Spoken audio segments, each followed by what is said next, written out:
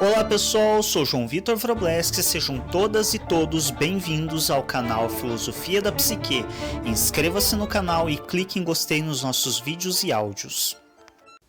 Olá pessoal, vocês vão notar que a gente está em um ambiente um pouco diferente hoje.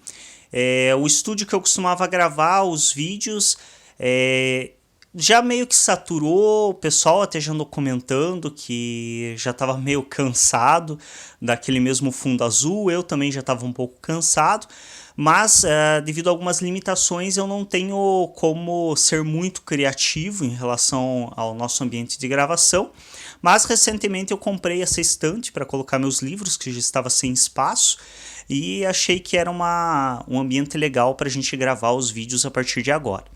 E hoje vamos falar um pouco a respeito do porquê que um psicanalista pode fazer um bom trabalho de análise com seu paciente, mesmo tendo seus próprios conteúdos mal resolvidos.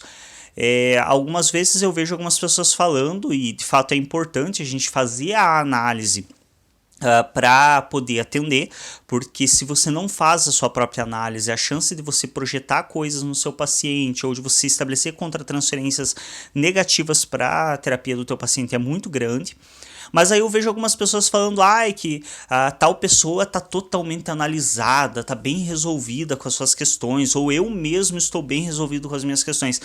Eu pessoalmente tenho muita cautela quando eu ouço isso de uma pessoa. Eu não me trataria com essa pessoa, porque eu já parto do pressuposto que ela não entendeu o funcionamento psíquico.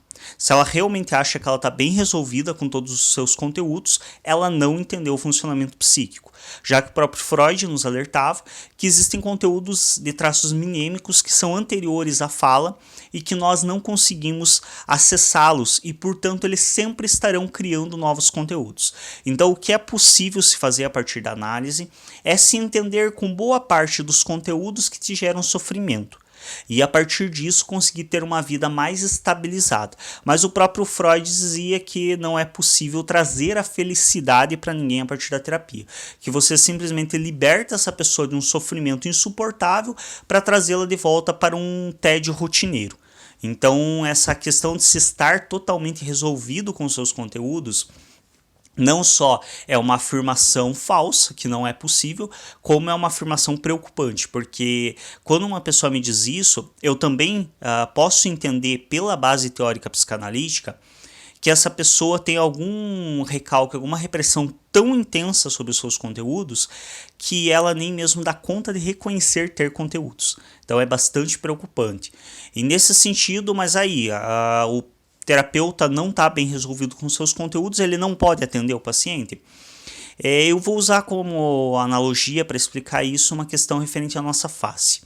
Desconsidere espelhos e todos os seus análogos. Então desconsidere que você conhece a existência do espelho, da câmera, do reflexo na água, do reflexo no metal. Desconsidere tudo isso, como se você nunca tivesse tido acesso ao seu rosto e como se você não pudesse ter acesso ao seu rosto, como se você só pudesse se ver a partir dos seus olhos, sem o auxílio do reflexo de algo. Ou seja, eu posso ver minhas mãos, eu posso ver meus braços, eu posso ver meu tórax, mas me é inacessível a minha face, porque eu não consigo, olhando mesmo que eu vire os olhos para a direção que eu quiser, eu não consigo visualizar a minha face, talvez um pouco da ponta do nariz, mas ainda assim apenas um fantasma, apenas um vulto, nada muito declarado, nada muito nítido.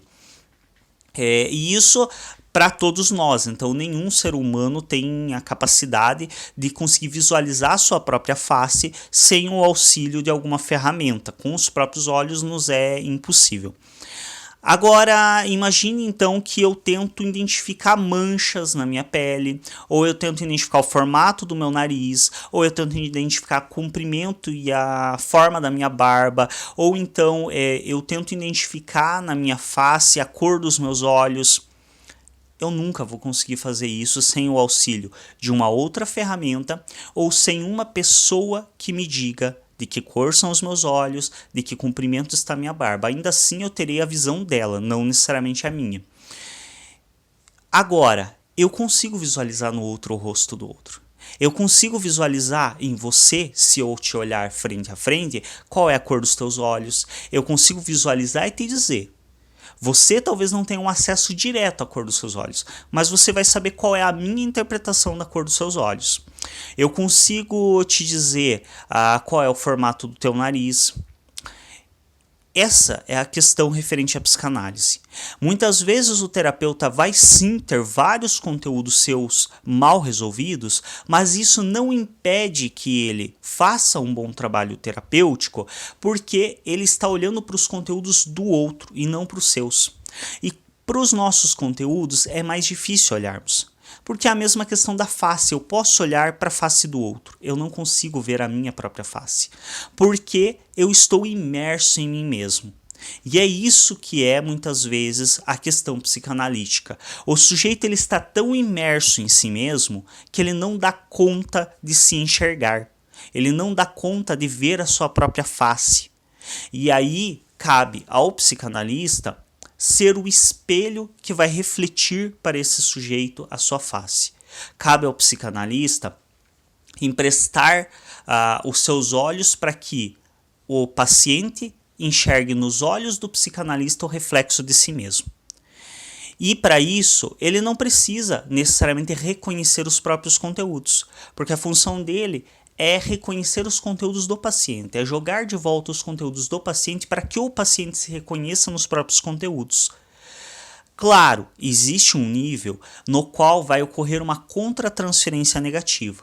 Vai ocorrer uma contratransferência da qual muitas vezes o terapeuta não se dá conta.